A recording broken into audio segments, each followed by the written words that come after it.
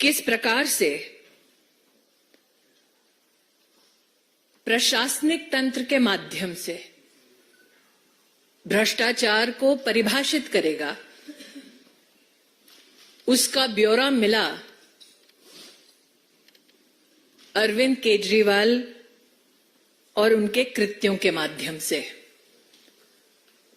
Media की agencies और जो वर्तमान में ऑनलाइन दस्तावेज मौजूद हैं, ये सभी दस्तावेज और मीडिया चैनल्स पर प्रसारित कुछ तथ्य दिल दहला देने वाले हैं। आज कोर्ट में जब ये तथ्य प्रस्तुत किया गया कि अरविंद केजरीवाल द्वारा चिन्हित विजय नायर के सौजन्य से कुछ विशिष्ट शराब कंपनियों ने बैठकर शराब की पॉलिसी बनाई, तो अरविंद केजरीवाल जी के किसी भी वकील ने इस तथ्य का खंडन नहीं किया। आज कोर्ट में कुछ बैंक ट्रांजैक्शंस का विशेष उल्लेख हुआ। एक बैंक ट्रांजैक्शन ऐसा जिसके अंतर्गत समीर महेंद्रू 1 करोड़ की राशि मेसर्स राधा इंडस्ट्रीज में ट्रांसफर करते हैं। दूसरा, कोर्ट में जो मीडिया की एजेंसीज के माध्यम से दस्तावेजों में ध्यान में आता है, विजय नायर को समीर महेंद्रू 2 से 4 करोड़ रुपया देते हैं। इसका भी अरविंद केजरीवाल ने खंडन नहीं किया, ना ही अपने आप को इससे दरकिनार किया। आज कोर्ट में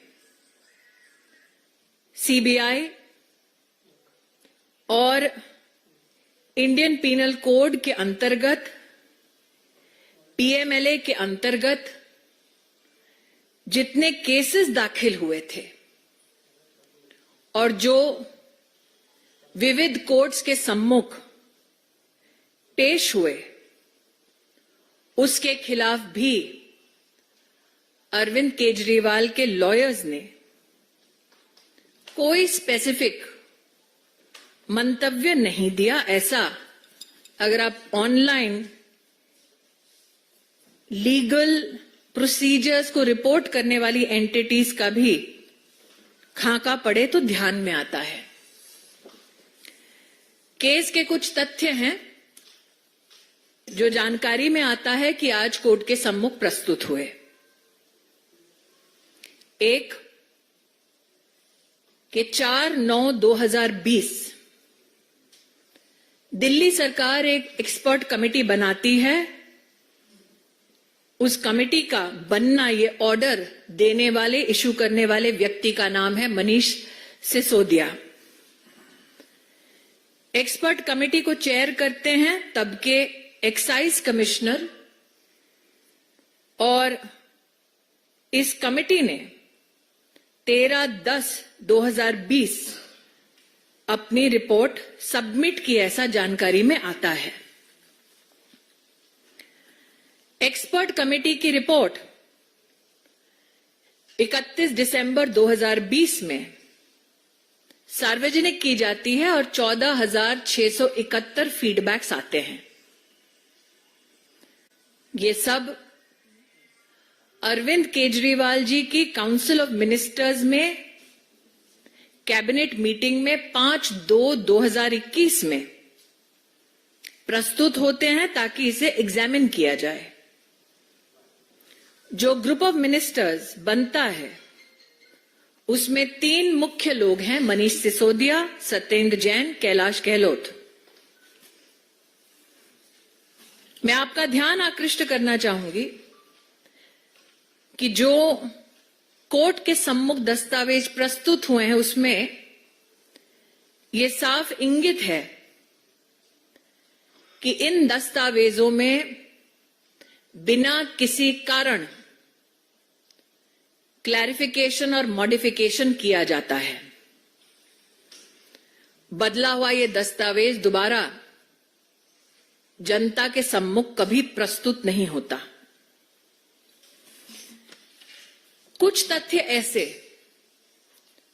जिनसे अरविंद केजरीवाल जी ने आज कोर्ट में अपने लॉयर्स के माध्यम से एक बार भी अपने आप को दरकिनार नहीं किया। एक, मनीष सिसोदिया के अपने सेक्रेटरी ने 7 दिसंबर 2022 में ये कबूल किया कि मनीष सिसोदिया ने सी अरविंद नामक उस सेक्रेटरी को केजरीवाल के घर बुलाया, 30 पेज का डॉक्यूमेंट दिया। जब इस व्यक्ति को अरविंद केजरीवाल के घर बुलाया गया तब कमरे में मनीष सिसोदिया, सत्येंद्र जैन और अरविंद केजरीवाल उपस्थित थे।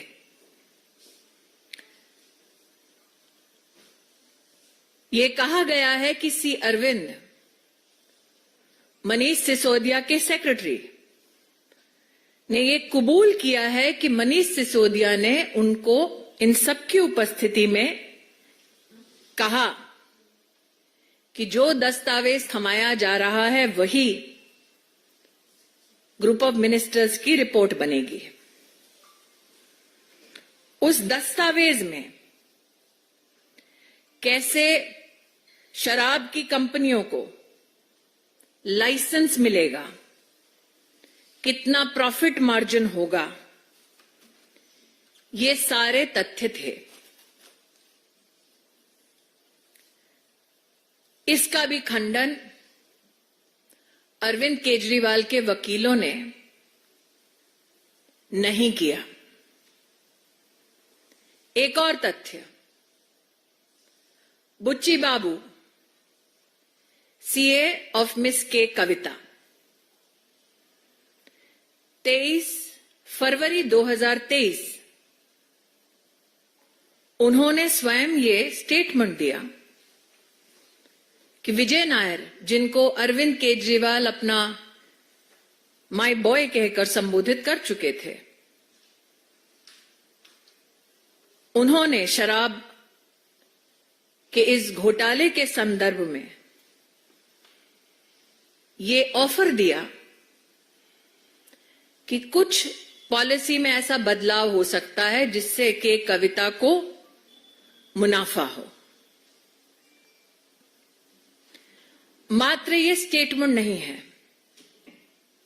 कोर्ट में बुच्ची बाबू जो सीए हैं के कविता के, उनके व्हाट्सएप मैसेजेस भी उपलब्ध हैं, ऐसा कोर्ट के सम्मुख कहा गया। तब भी अरविंद केजरीवाल जी के वकीलों ने इस स्टेटमेंट का और स्टेटमेंट से संबद्ध व्हाट्सएप मैसेजेस का खंडन नहीं किया। सार्वजनिक रूप से दस्तावेज जो उपलब्ध हैं उसमें कोर्ट में जांच एजेंसी ने कहा कि अरविंद केजरीवाल ने घूस मांगी साउथ ग्रुप से। उसके संदर्भ में श्री एमएस रेड्डी का बयान पिछले साल का 6/7/2023 और 17/7/2023 स्पष्ट रूप से लिखा था कि अरविंद केजरीवाल ने सेक्रेटेरिएट के अपने ऑफिस में 16 दिसंबर 2021 शाम 4:30 बजे मिलने का समय दिया। मिलने का कारण जो दस्तावेजों में उपलब्ध है, अरविंद केजरीवाल का statement as per MS Reddy कि हम दिल्ली में सबको बिजनेस करने के लिए बुला रहे हैं। Kavitha, daughter of chief minister Telangana K Chandrashekar Rao ने हमें अप्रोच किया है और अरविंद केजरीवाल की पार्टी आम आदमी पार्टी को 100 करोड़ रुपए देने का विषय रखा है। तत्पश्चात MS रेड्डी ने कहा कि 19 मार्च 2021 को कविता उनसे मिली और कविता ने उनसे कहा कि वो 50 करोड़ का अरेंजमेंट करें। इस व्यक्ति ने अपने बेटे से कहा कि आगे की कार्रवाई कविता के साथ करें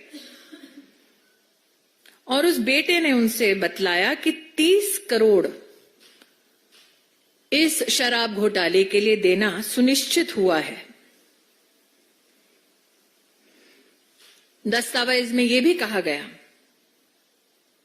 कि 25 करोड़ के कविता के 2 व्यक्ति नेमली बुच्ची बाबू और अभिषेक बोनपल्ली इनको दिया गया। इसका भी खंडन आज कोर्ट में जो सार्वजनिक दस्तावेज उपलब्ध हैं उसका खंडन अरविंद केजरीवाल की लीगल टीम ने नहीं किया। दस्तावेजों की झड़ी में आज अगर आप इन दस्तावेजों को पढ़ेंगे तो जो सुबह से मैं आम आदमी पार्टी के प्रवक्ताओं का और विशेषज्ञों का वक्तव्य सुन रही हूं, they were asking where is the money?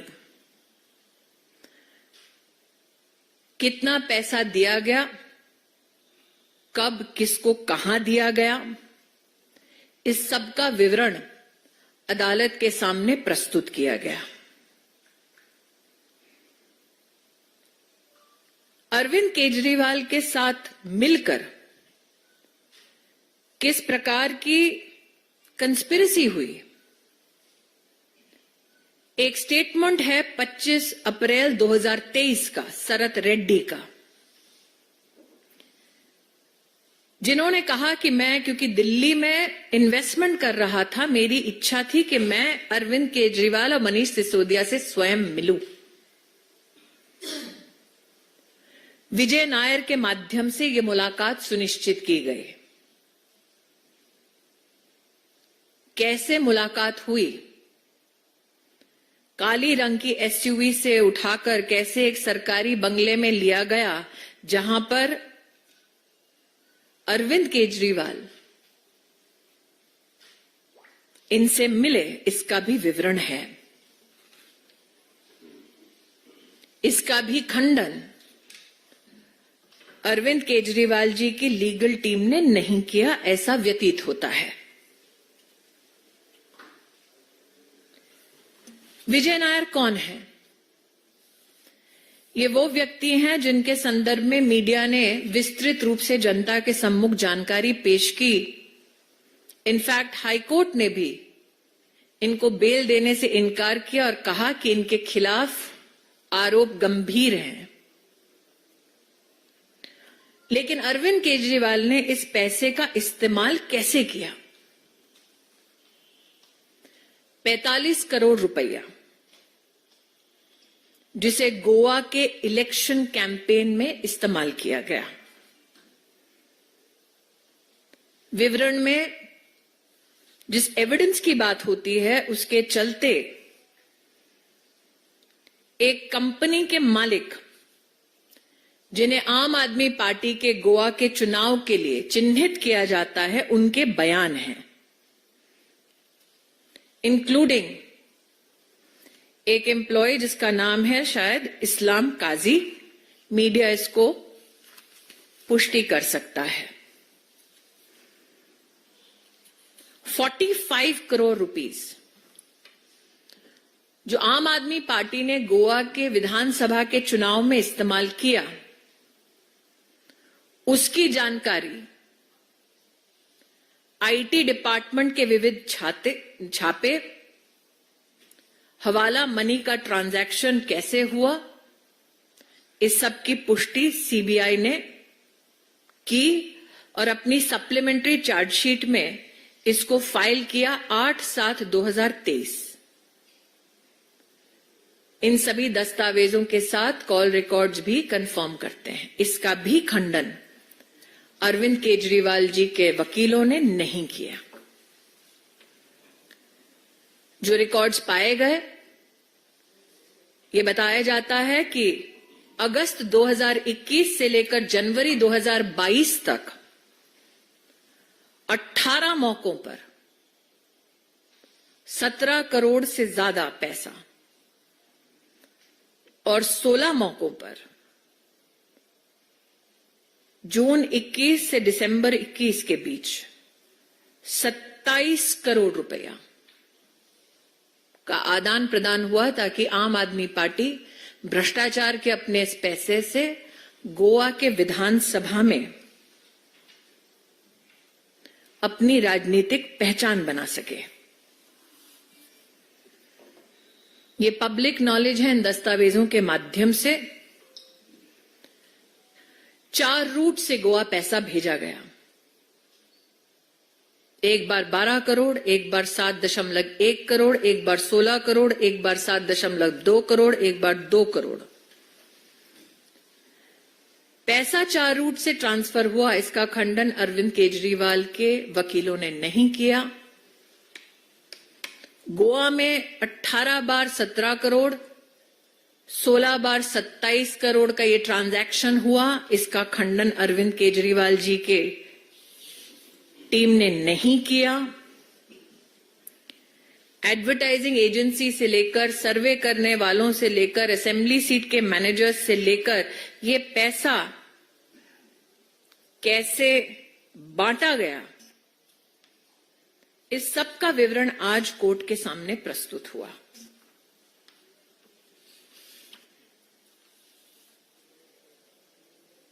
जो ये राजनीतिक ढोंग करते रहे अब तक,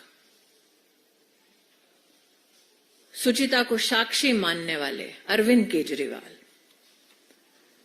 प्रश्न ये उठता है कि अगर ऐसे गंभीर आरोप उन पर लगाए गए तो एक नहीं, 2 नहीं, 3 वकील आज उनका बचाव कर रहे थे। तीनों में से एक वकील ने भी इन सभी तथ्यों पर क्यों अपनी ओर से अपने क्लाइंट अरविंद केजरीवाल को डिफेंड नहीं किया। मैं आप सबको याद दिलाना चाहती हूं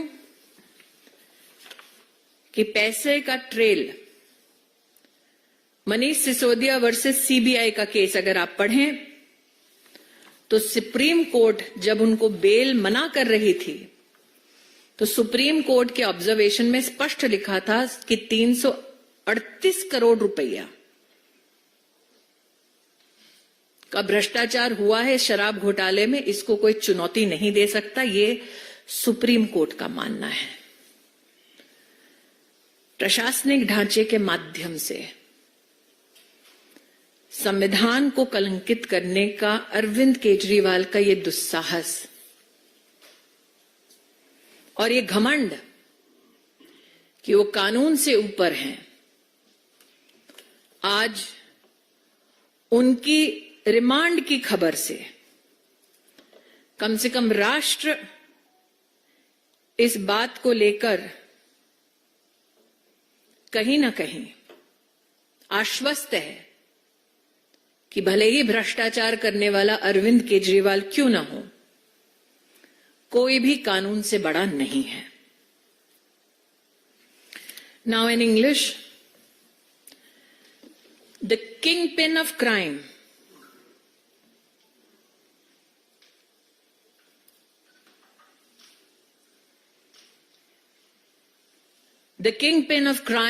Arvind Kejriwal, is now sought to be finally brought to justice. Looking at reportage by all media agencies and details available online, including reportage by those digital entities that report court proceedings. This, as a Karyakarta of the Bharatiya Janata Party, are my observations. That before the court today, the investigation agency has unequivocally said that liquor companies were instrumental in framing and implementation of the excise policy, namely the Delhi excise policy for the year 21-22, famously called the liquor policy in Delhi. What is shocking yet is not only that this is an abject pronouncement of the evidence found, but it is also finding an illustration of financial transaction of various kinds. Today, as is now public knowledge, produced before the court was evidence which highlights how Shri Sameer Mahendru transferred 1 crore rupees to Messrs. Radha Industries, managed by Shri Dinesh Arora, ultimately to benefit in terms of onward transmission to Shri Vijay Nair. And that Vijay Nair, who Arvind Kejriwal once famously said is his boy, received 2 to 4 crore rupees from Sameer Mahendru. This fact was not refuted by Arvind Kejriwal's lawyers today in court. All the supplementary and main prosecution complaints which have been filed and on which the Honorable Court has also issued processes, none of those cases and their mention has been challenged by Arvind Kejriwal in court today. To just give a short background to the scam, on 4/9/2020, Manish Sisodia issues an order for the constitution of an expert committee which has to suggest measures with regards to the excise policy. That this expert committee places its report in the public domain on the 31st of December 2020 and receives over 14,671 feedbacks from the general public is also mentioned. There is a mention of the constitution of a group of ministers, but also uniquely there are mentions about how clarifications and modifications were made to the report without any justification. And on these modified documents, no public comments were sought. Across all television channels today, we have seen many representatives of the Aam Aadmi Party and those who have opined on this scam talk about the role of Arvind Kejriwal. his role in the policy formulation. There is a statement by the Secretary of Manish Sisodia, of course, freely hired by Manish Sisodia, C. Arvind, which is dated 7th of December 2022, where Mr. Arvind says that in March 21, Manish Sisodia called him to the residence of Chief Minister Arvind Kejriwal, gave him 30 pages worth of a document, which was a draft report, that at this said venue, at this said time, Satyendra Jain, Manish Sisodia and Arvind Kejriwal were present. Manish Sisodia then goes on to tell C. Arvind that this is the base document on which the final report is to be made. This document includes how licenses are to be given out to private players for distribution of alcohol and how profit margin was to be fixed at 12%. These points were never discussed in the GOM, and these points, as C. Arvind has stated in his statement dated 7th December 22, were handed over to him at Arvind Kejriwal's residence. Today, as publicly available document tells us, Arvind Kejriwal's lawyers have not refuted this statement of C. Arvind. Another statement by Bachi Babu, the CA of K. Kavita, dated 23 February 2023, where he states that Vijay Nair, Arvind Kejriwal's boy, offered him provisions so that K. Kavita can be favored. Bachi Babu's statement is also corroborated by WhatsApp messages. This position as well was not refuted by Arvind Kejriwal. Another statement, M.S. Reddy, in a statement dated 17/7/2023, has said that Arvind Kejriwal gave him time in the Secretariat office on the 16th of March 2021 at 4:30 p.m. where Arvind Kejriwal said he welcomes people to do business in Delhi, and regarding the liquor business, the statement apparently says that K. Kavita had already approached him to do the business in Delhi, and the offer of payment was 100 crores to the Aam Aadmi Party. This gentleman claims that on 19th March, K. Kavita met him, asking him to meet her. Then on 20th March, she meets him and says that Arvind Kejriwal has spoken to her. And she asks whether he can arrange 50 crores. He claims since he is involved in MP daily activities, his son Raghav is told to further deal with K. Kavita.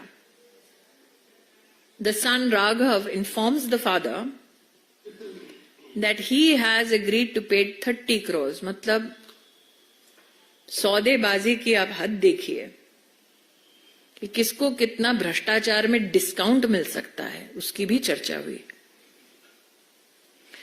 Raghav का भी statement recorded 26/7/23 dated 27/7/23 confirm करता है कि उसने के कविता के 2 व्यक्तियों को 25 करोड़ का कैश दिया.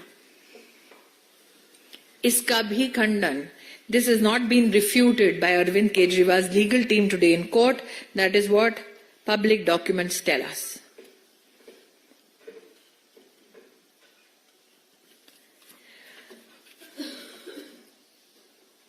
Today in court, another statement that is revealing. Sarath Reddy, statement dated 25th April 23, said that Manish Sisodia. He was assured it will be done with the help of Vijay Nair. A meeting was arranged at a house where Arvind Kejriwal met him. In this meeting, Arvind Kejriwal assured him that Vijay Nair is his trusted guy, and if there is any small or big issue, Vijay will figure it out. Now, the issue of Vijay Nair and his participation in the liquor scam, if you look at the High Court observation when it refused to grant bail to Vijay Nair, the High Court held that the allegations against Vijay Nair are extremely serious in nature. The question is, all these described meetings were not refuted by Arvind Kejriwal's legal team today. One at the Secretariat, one at Arvind Kejriwal's residence, one in a bungalow with Vijay Nair by Arvind Kejriwal's team. Now, the role and utilization and the proceeds of crime. 45 crore rupees received as bribes from the so-called South Group to be used in the election campaign of the Aam Aadmi Party in Goa in 2021-22. Statements, IT raids, call records confirm that from 4 routes, money was transferred. Once 12 crores, then 7.1 crores, then 16 crores, then 7.5 crores again, then 2 crores. Records also apparently state that on 18 occasions between August 21 and January 22, 17 crore 38 lakhs rupees was collected, and between June 21 and December 21, on 16 occasions, a total of 27 crore rupees was collected. How was it distributed? It was distributed through ad agencies for campaign to area managers, to assembly managers and survey managers. Arvind Kejriwal came with a promise of change. Arvind Kejriwal came with a promise of transparency. What he sought to do was use the instrument of state to defraud the public exchequer. Today he stands before the law to be adjudged and prosecuted and then made to pay for his crimes. The kingpin of crime finally being brought to justice. And for those who said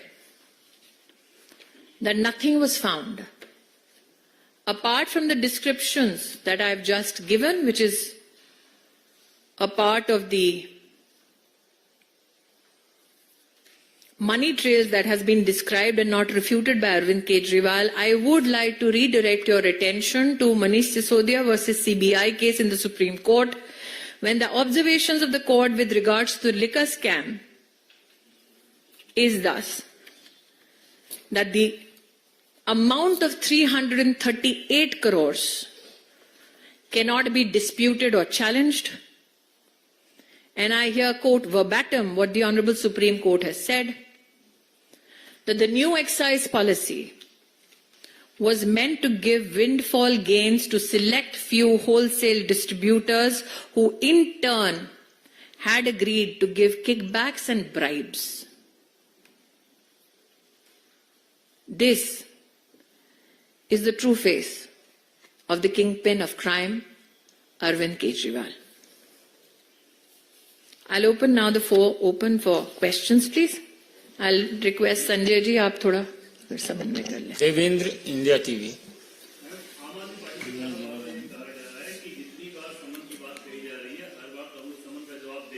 समन का जवाब देने के लिए समन नहीं दिया जाता, समन के संदर्भ में पेश होने का कानूनी प्रावधान है. विनीत. मैम, आम आदमी पार्टी की ओर से लगातार ये कहा जा रहा है कि जो भी कार्रवाई अरविंद केजरीवाल के खिलाफ की जा रही है कहीं न कहीं दुर्भावना के कारण की जा रही है, बदले की कार्रवाई की जा रही है। सुप्रीम कोर्ट ने कहा है कि दिल्ली की अरविंद केजरीवाल की सरकार ने 330 करोड़ से ज्यादा का घोटाला किया शराब के नाम पर और घूस दी। क्या आम आदमी पार्टी के कार्यकर्ताओं का, प्रवक्ताओं का ये मंतव्य है कि देश की सर्वोच्च न्यायालय ने सही स्टैंड नहीं लिया? रविकांत राय। इसमें दो सवाल हैं। पहला तो अरविंद केजरीवाल ने अभी कहा है कि वो मुख्यमंत्री पद से इस्तीफा नहीं देंगे। दूसरा सवाल कि पंजाब के मुख्यमंत्री भगवंत मान आए थे अरविंद केजरीवाल के समर्थन में और उन्होंने कहा कि अभी जो हालात हैं वो इमरजेंसी जैसे। ऐसा है, जिन दस्तावेजों को अभी अभी मैंने पढ़ा जो सार्वजनिक रूप से उपलब्ध है, मैंने कहा वहीं से मुझे प्राप्त हुए हैं, उसको अगर आप मीडिया के पर्सनल के नाते बारीकी से पढ़ें तो सिर्फ गोवा के इलेक्शन कैंपेन में ये काला धन नहीं गया। इन दस्तावेजों में पंजाब के आम आदमी पार्टी के चुनाव का भी उल्लेख है। तो सीएम पंजाब किस भय से मिलने आए थे भाभी जी से? आमोद राय।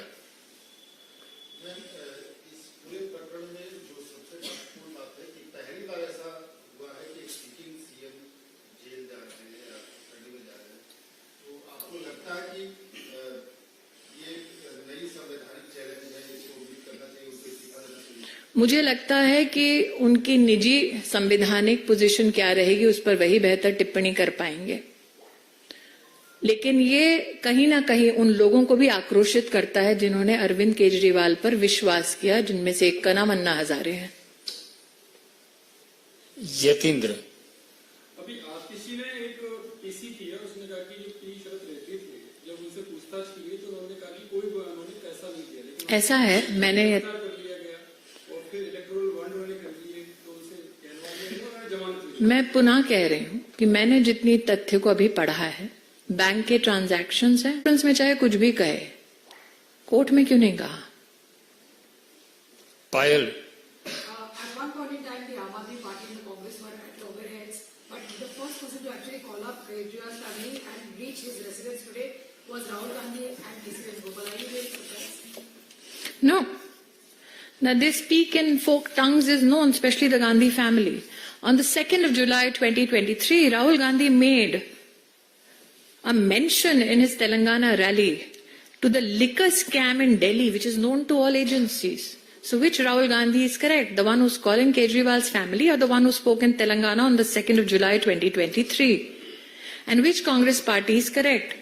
The one that gave a letter to the Commissioner of Police on 3/6/2022 or the ones that are trying to defend him today?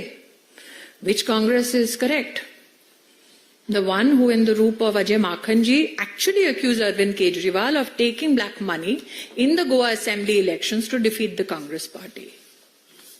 Arun. Hindi में बोल दीजिए राहुल गांधी का जो आरोप था। राहुल गांधी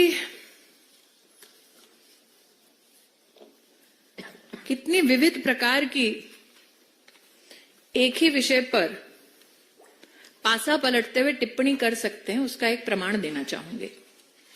2 जुलाई 2023 में तेलंगाना में राहुल गांधी ने उल्लेख किया कि केसीआर भी करप्ट है, शराब का भी घोटाला हुआ है और सभी एजेंसीज को पता है। तो कौन सा राहुल गांधी सच बोल रहा था, तेलंगाना वाला कि आज दिल्ली में जो फोन कर रहा है वो वाला? कांग्रेस पार्टी का कौन सा चेहरा सही चेहरा है? वो जिसने 3/6/2022 में दिल्ली में पुलिस को लिखित में शराब घोटाले के बारे में अपनी कंप्लेंट दी। क्या वो कांग्रेस सही है? आज वाली कांग्रेस सही है? कौन सी कांग्रेस का नेतृत्व आज दिल्ली में सही है? वो अजय माकन जी, जिन्होंने सार्वजनिक प्रेस करके कहा कि अरविंद केजरीवाल की पार्टी ने गोवा के चुनाव में कांग्रेस पार्टी को हराने के लिए भ्रष्टाचार का पैसा इस्तेमाल किया। कांग्रेस के वो प्रवक्ता जो कहते हैं कि शराब का घोटाला हुआ, तो सच कौन बोल रहा था? राहुल तेलंगाना में, राहुल दिल्ली में? प्रवक्ता तब या प्रवक्ता अब? अरुण।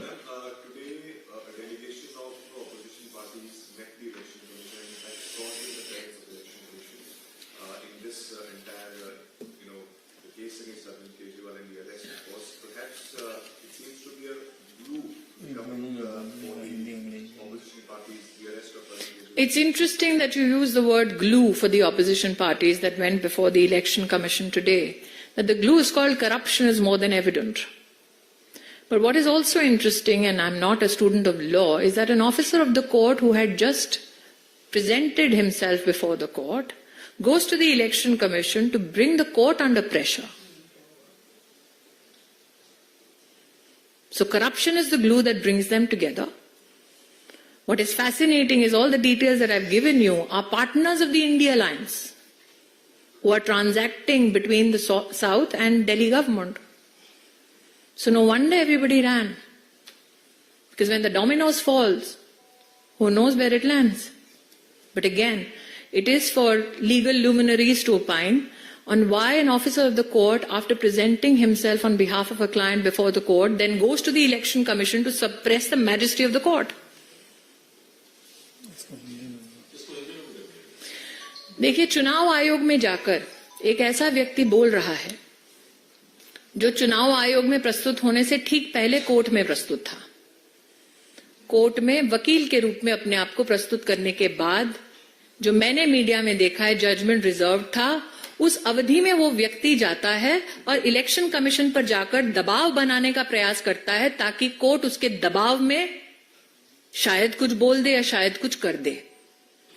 तो जो देश की कानून व्यवस्था से संबंधित विशिष्ट लोग हैं, ऐसे वकील साहब के बारे में उनकी क्या टिप्पणी है वो तो मैं खुद रुचि रखूंगी सुनने के लिए। लेकिन ये गठबंधन चोरों का है, ये हम पहले भी कहते थे प्रवक्ताओं के नाते, आज उन्होंने प्रूव कर दिया। किसके लिए गए? उसके लिए जो शराब के घोटाले का सरगना है, जिसके खिलाफ बैंक का transaction, call record detail, policy instrument और कई लोगों का एविडेंस बयान है। तो जुडिशरी को सप्रेस करने का ये उनका प्रयास निंदनीय है। यतीन्द्र हो गया। विशाल पांडे, रिपब्लिक। देखिए, मैं रेटोरिक में विश्वास नहीं करती। मुझे ऐसा लगता है कि आज जो तथ्य हमने बोले हैं वो तथ्य कोर्ट के सम्मुख भी प्रस्तुत हुए थे। हिमांशु, आज तक। मेरा एक सवाल है, पहले सत्येंद्र जैन करप्शन के केस में रेलवे गए मंत्री रहते हुए, मनीष सिसोदिया जेल गए सेम केस में मंत्री रहते हुए, अब अरविंद केजरीवाल जेल गए। कई और मंत्रियों के विभागों को लेकर जांच चल रही है। आपको नहीं लगता कि इतने भ्रष्टाचार के बाद राष्ट्रपति को अब कड़ा कदम उठाते हुए पहले तो मॉडल कोड ऑफ कॉन्डक्ट लागू है। मैं एक संवैधानिक पद पर सेवा दे चुकी हूं, दे भी रही हूं वर्तमान में। दूसरा, मैं प्रवक्ता के नाते आज इस मीडिया कॉन्फ्रेंस में महामहिम राष्ट्रपति जी के संदर्भ में कोई टिप्पणी नहीं कर सकते। ठाकुर रविंद्र सिंह, जी न्यूज। मैडम, ये पहले का उदाहरण है, बीजेपी का हो या दूसरी पार्टियों का, हाल फिलहाल में हेमंत सोरेन का भी देखने को आ रहा है कि उन्होंने ईडी किया, गिरफ्तार हुए, उसके पहले उनकी गर्दिश हो। इसके पहले कई उदाहरण है, चाहे लालू यादव है या फिर बीजेपी के लिए। लेकिन अरविंद केजरीवाल या उनकी पार्टी कर रही है कि हम नहीं छोड़ेंगे, सीएम है। आपको क्या लगता है कि इस्तीफा नहीं दे रहे हैं, गद्दी पर बैठे रहना चाहते हैं, इसके पीछे आपको क्या मंशा लगी? जितने तथ्य अब तक सम्मुख आए हैं उन्होंने संवैधानिक पद का ही इस्तेमाल किया है भ्रष्टाचार करने के लिए और अपना बचाव करने के लिए।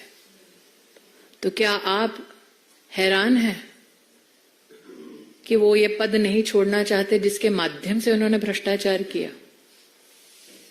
न सिर्फ शराब में घोटाला किया, शीश महल भी बनवाया। श्वेता, सहारा टीवी।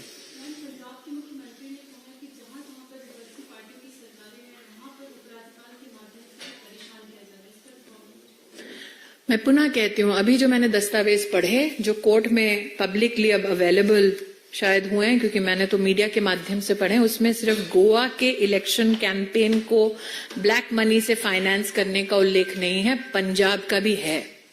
तो क्या इस पर पंजाब के आम आदमी पार्टी के मुख्यमंत्री जी कोई स्पष्टीकरण देना चाहेंगे?